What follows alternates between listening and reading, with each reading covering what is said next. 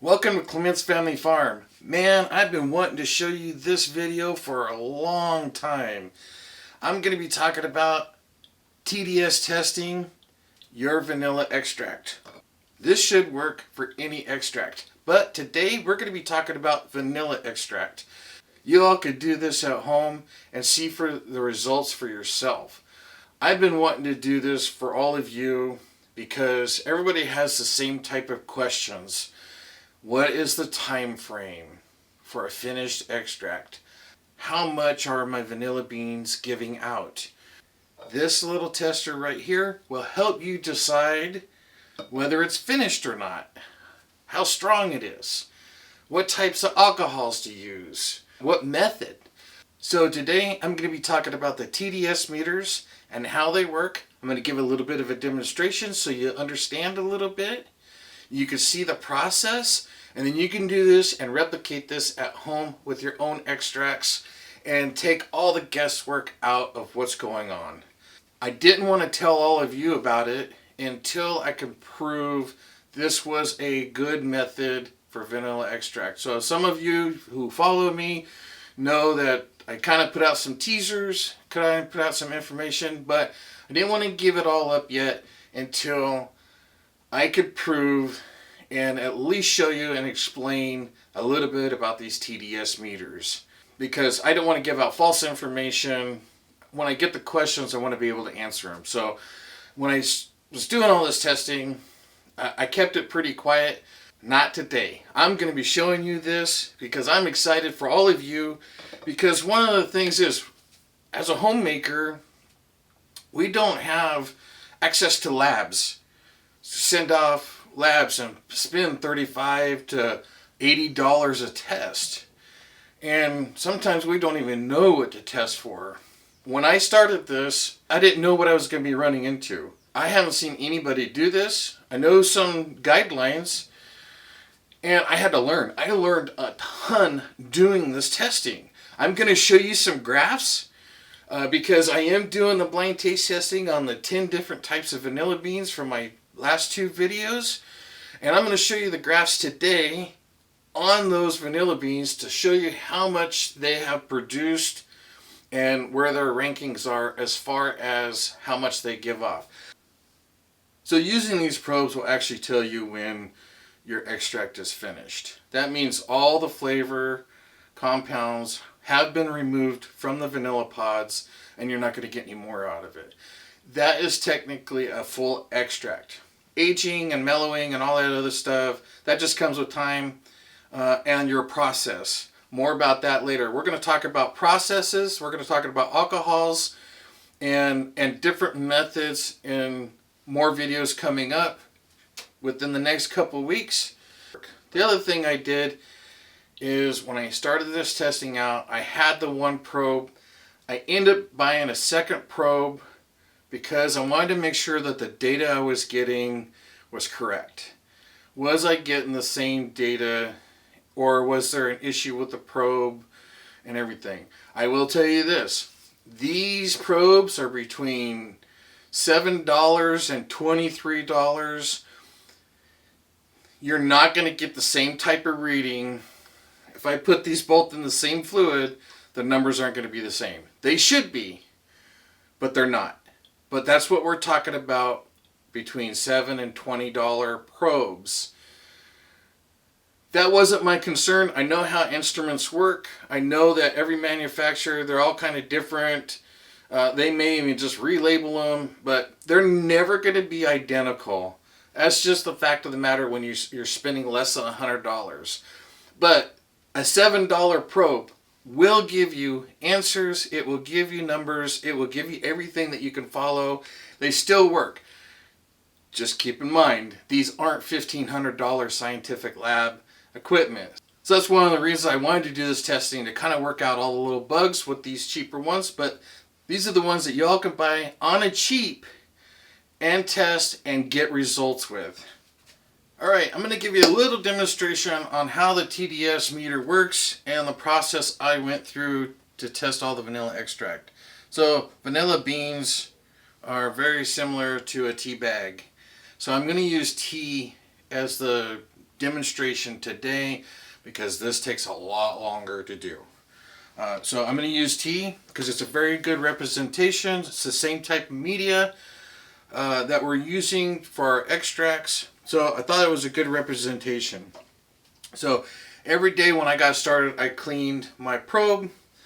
I took a temperature reading of each of the samples just to get a general idea what my temperature was, and I logged all that. Okay, so I just want to make sure I do a calibration with the distilled water first. And I've got my reading of 1. I'm going to test my RO water that I use for my tea and my coffee. I'm going to get a baseline reading for it. And I'm getting a baseline of 30. I hope you can see that, of 30. So now I know what my water is. So I introduced the tea bag. So I made this tea yesterday because I wanted the temperature to be the same. Because I could guarantee you, with hot water, it expands those molecules and will give you a false reading. Not really a false reading, it just gives you a reading at a super high temperature, which is not what we want. We want baseline, which is room temperature, and these are 73 degrees. So I made the tea yesterday so that it would come to room temperature today for this demonstration to show you, because we're all working at room temperature. So I'm going to go ahead, so we know it's 30. I'm going to go ahead and put this in here, and I'm getting a reading 349 parts per million. So everything here is based on parts per million. So 349 parts per million. If I was taking readings on this every day, or at least for the first couple hours, it would show a graduation of saturation in the fluid. That's what I did with the vanilla beans. I just took a daily reading of the vanilla beans to get my data points as it came along. I know that this tea bag is finished. I know I can't get any more out of this tea bag than what's in there. So what I'm going to do is I'm going to pull this tea bag out just like a finished extract. So when we have the recipe for pure vanilla extract, just the basic recipe is 1 ounce per 8 ounces of fluid, 1 ounce of vanilla beans per 8 ounces of fluid. To consider a pure vanilla extract, it has to be fully extracted. That means the beans are done, they're spent, they're not given anymore. That's the recipe. That's what a pure vanilla extract is. Here we've got the tea bag. Now the tea bag, the herbs are all the same concentration. What was it, 349? I'm going to squeeze this out. This is just like removing your spent beans. Okay, so now you've got spent beans. You can't take them, I'm not going to say you can't. You can take them and put them in more alcohol. But you're not, if you did your extraction correctly, you're not going to get anything but flavored alcohol over here. You could see, if I just put this in here, you're going to get some color. You're going to get possibly a little bit of the herb flavor in there, because it really is turning it colors and giving you a false notion that you're making an extract, but you're not. You're really just putting some flavors in there. It's not an extract. It's just like a tea bag. Some of you use a tea bag and you don't want the full concentration, so you just dip it in there a few times and then you put it in another cup of hot water and you might get 2 or 3 cups out of it because that's the lower concentration that you want, and that's perfectly fine. But when it comes to making vanilla extract, we want it to be finished and a completely spent bean before removing them. You can remove the beans and use them for other things because they are still saturated with some flavor or extract. Basically, the beans are saturated with extract. I use them for sugar and hand soap because they make a great for a pumice and a hand soap and give it some flavor, not flavor, but smell to the soap. But anyway, you can see it's kind of giving you some color. I'm sure there's a little bit of flavor in there. But if I take my probe, remember this was 30 before, now it's 43. So that leftover fluid that was saturated in the tea bag gave this fresh water here a little bit of solids, a little bit of flavor, a little bit of that. But it will never come up to the 300 mark where this was a complete cup of tea. And that's what we're looking for. We're looking for a fully extracted tea bag to get pure vanilla or a pure tea. All right, so that's how that works. The tea bag is just like the vanilla, and I'm going to show you some data points. It's also going to help you decide a timeline on when the vanilla is done, is finished extracting. So this is the very interesting part. All right, let's go on over to the data chart and let me show you what it looks like when you take these readings and you throw it up and you can actually look at what's going on. All right, we are here at the graph. So let me just share this with you so you guys can all make an informed decision on how you make your own vanilla extract. This is wonderful information. This is scientific. This is something that you can repeat at home. And that was the whole goal for me to do this with these probes, was not just something that I'm doing, but something that you all can do at home also. I always try to do things that you all could do, and you could do it on a cheap. We all can't afford the testing, going to labs and everything, but here's how I got the data. I made a double fold extract with these 10 vanilla beans that are listed right there, part of my blind taste testing. And I shook the jars twice daily. Once in the morning, I would go get my coffee, come in here, shake the jar, and then I let them rest for 5 minutes. The reason why I let them rest for 5 minutes is now the lids have extract all over them, and I just kind of want that to drip off. Don't want to open up a lid with a bunch of extract on it and get it everywhere, because I'm still taking samples daily on these, and I don't want a big mess. Why those are resting for 5 minutes, I am cleaning the probes, getting them freshly cleaned. Even though I cleaned them the day before, I'm cleaning them again every time before doing this. Once I get the probes cleaned, I set up my test sample sheet, which is one of these. Not a big deal. It's just a 4x6 card, and I just set it up so I could take my readings and log it on there. See this big stack right here? I have one for every day for the last few months. Yes, I did do this daily. You don't have to take readings daily if you plan on doing this at home. You could do it every 7 days, every weekend, do whatever. This will still give you a good idea of what your vanilla beans are doing in the extract. This test here is a comparison on the 10 different types of vanilla beans and how much flavor is being extracted out of the beans. I say flavor, it's not telling you each individual flavor compounds, it's just doing it as a whole. So whatever's being extracted is being absorbed into the fluids that you're using, and then we could take a reading from that. This is a great way of finding out what's going on inside your extract. This should work with other types of extracts. I haven't tested it out personally because I don't do a lot other than just vanilla. It should work in the same principle.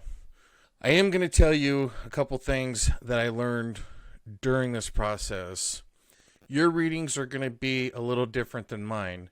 I just want to stress that because I'll get people saying, hey, how come my readings, my numbers don't match yours? They're not going to, because elevation makes a big difference. The temperature, the controlled room makes a difference. I have mine in my office here, my workshop, and I keep it within 4 to 5 degrees. or sometimes a little bit more. But we've had storms, we've had heat waves, and it's really hard to control. So that does affect it. So temperature, elevation, and the other thing was there's chemical reactions going on in there. So let's just look at the chart real quick. And right there, you see a big dip. Let me get my little pointer here. So right here, you see the dip. Yeah.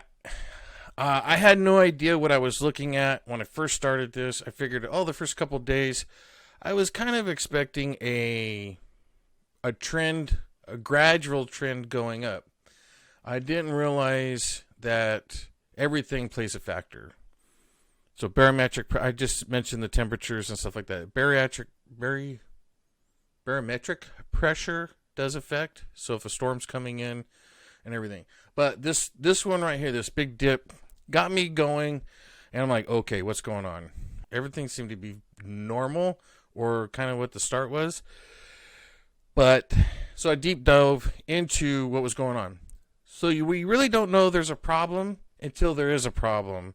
When I was deep diving into this, I was like, okay, what's going on here? Got online, started looking, started researching, trying to figure out what was going on. And come to find out, when the flavor compounds are released from the vanilla bean, this happens a lot with many different things, not just vanilla bean. When it's released into the fluids, alcohol, water, whatever you're using for your extract, there is a chemical reaction going on. That chemical reaction, I know it sounds bad, but you can actually take fresh water from one area and fresh water from another area, combine the two, and there's going to be a chemical reaction. It's just the words that's used for this particular action. It's not a bad thing. It's just what happens. But that's what could be some of these dips happening. So what happens is, with this chemical reaction, with the flavoring and the alcohols and water, they start doing their thing and actually can drop out some of the flavor compounds and make them sink to the bottom.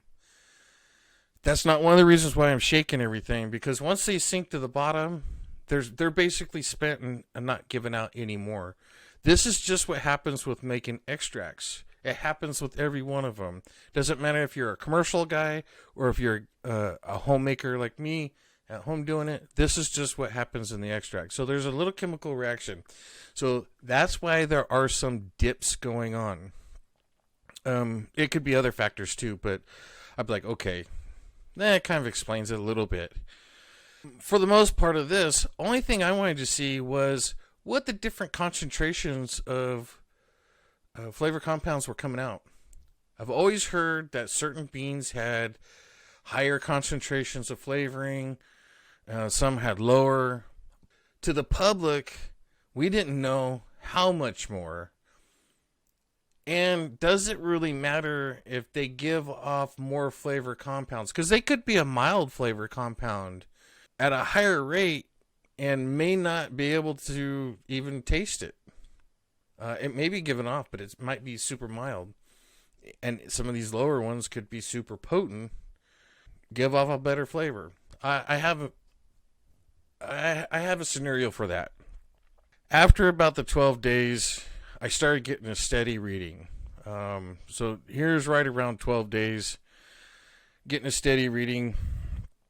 And everything was kind of like I suspected. But I had no idea how these beans were going to start ranking or how they're going to fall into place. The one thing to take note is they all are pretty much steady at where their level is. All the way through from here, all the way over to here. And what I mean is, you look at the Sri Lanka? I know I'm getting that wrong. It's here at the top, and then the Mexican beans are down here at the bottom. They stay like that all the way through the process. I think those two stay together all the way through, and then the rest of these all kind of line up the same way for the rest of the couple months that I'm doing this testing. The one thing I just wanted to make sure, I just wanted to see this pattern. As we go through a couple more weeks, we have this little bit of a dip. Don't know why it dipped like that. The weather was a little different then. I did do a thorough cleaning again. I really can't explain it because when I cleaned right here the probes with some other stuff, but it started climbing at a gradual pace and not like, oh, I cleaned it and then it went way up here. So I can't really explain this whole dip other than everything's a factor here. It could be a longer chain reaction. It could be the weather. And then we get right up into here. Again, all I'm looking at is the pattern. Pattern pretty much the same between all of them. Coming through the next couple of weeks, all the way to the very end here. It does climb a little bit right here. And between here, I'm just going to say here, and the very end right here, I know there's some dips in here, but if you're looking at it statistically, they're all kind of within this area. I referenced this one here again, and the reason why I say that is I have extracts that are a year and a half old, 3 years old, and 5 years old. That mark right here, this one I'm circling, is the same numbers that is coming from my older extract. We're at 6 to 8 weeks right in this area, and these are the same numbers that I'm getting from my older extracts. And you can see it's just kind of bouncing down here and then right back up. I'm going to continue taking some readings on this to see how it plays out. From my data right now, it's kind of showing a completed extraction. That means the beans are spent. Aging and all that other stuff is a little different. There could still be a chemical reaction going on and they start aging. But as far as I could see right now, the vanilla beans are spent between, I hate to even say this, 6 to 8 weeks. They are matching up with my older extracts. I mean, year and a half, 3 years, and 5 years. All those extracts are all within maybe 30 parts per million compared to what this is. It doesn't go above here at all. It's all kind of in the same general area. So this is interesting information. You could come up with the same information. That's what I'm saying. TDS readings, it's not just for the home guy. I know companies that are using the same method. I used TDS readings in the hazardous waste industry. I didn't realize that's what it was until I started doing some research, and I've kind of been out of the business for about 9 years, so it's all starting to come back to me. But it is used in the industry for checking extracts. Interesting, right? I'm looking at this, and 6 to 8 weeks. I believe my extract is done. I've done some taste testing, and yeah, it's no different than my other stuff. Kind of crazy, right? So are they going to age a little bit? I am agitating my vanilla beans twice a day.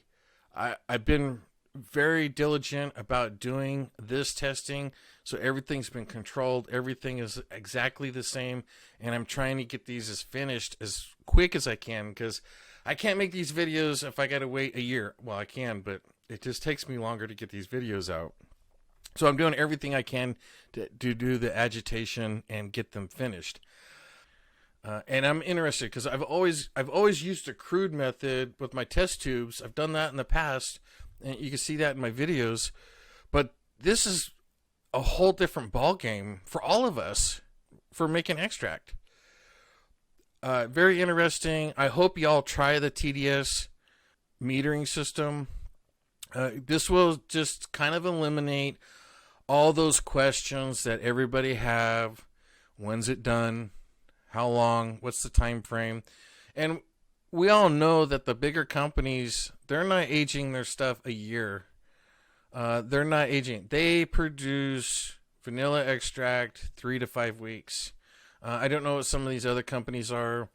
It could be 8 weeks. But they're all doing, they're not releasing any of their secrets.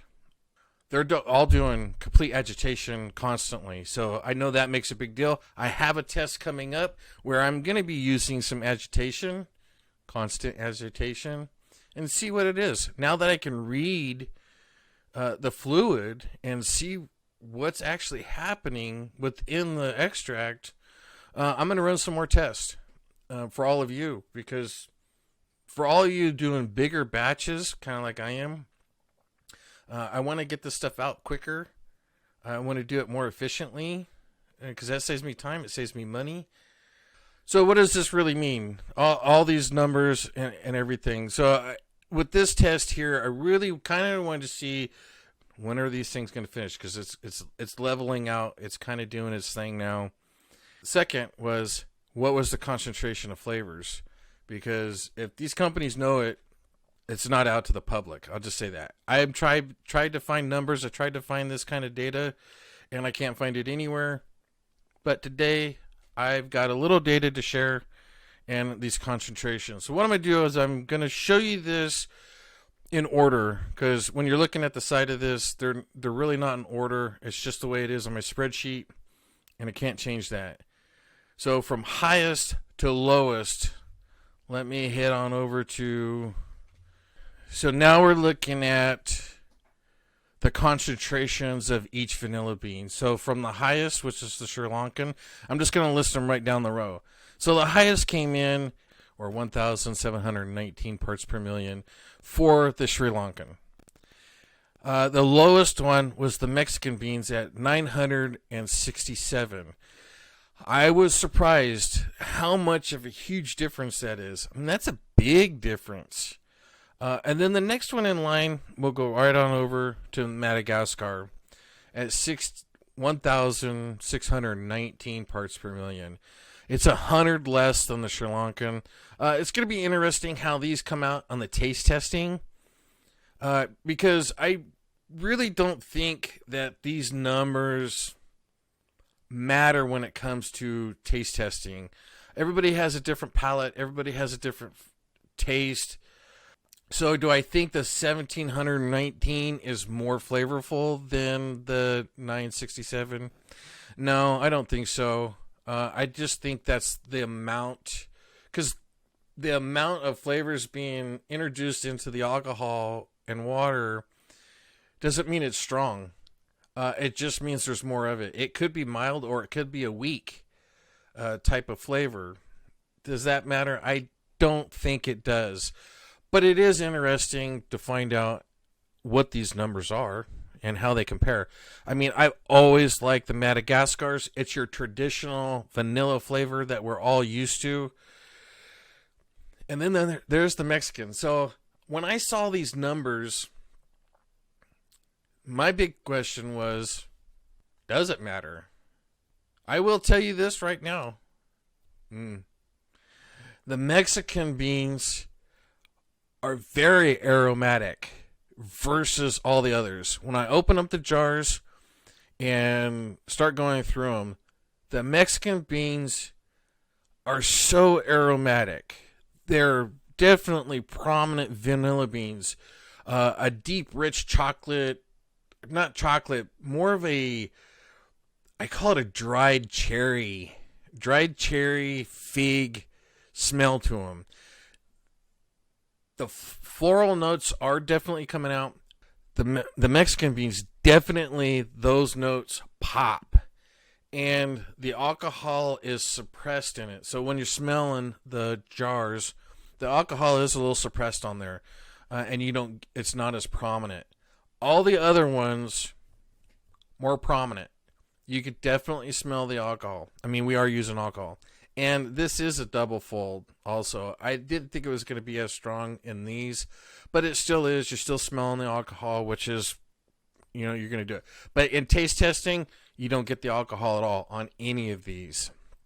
I did some taste testing with these because when I saw these numbers, I was like, okay, 967, that's really low, but it was strong on the aroma.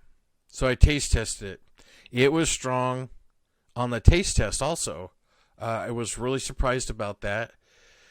And I didn't taste test all of them, but I kind of jumped up the line to the Sri Lanka, the Hawaiians, and I think the Ugandans, kind of somewhere in between, because I wanted to see if those ones were any stronger because they were on the higher end of this chart.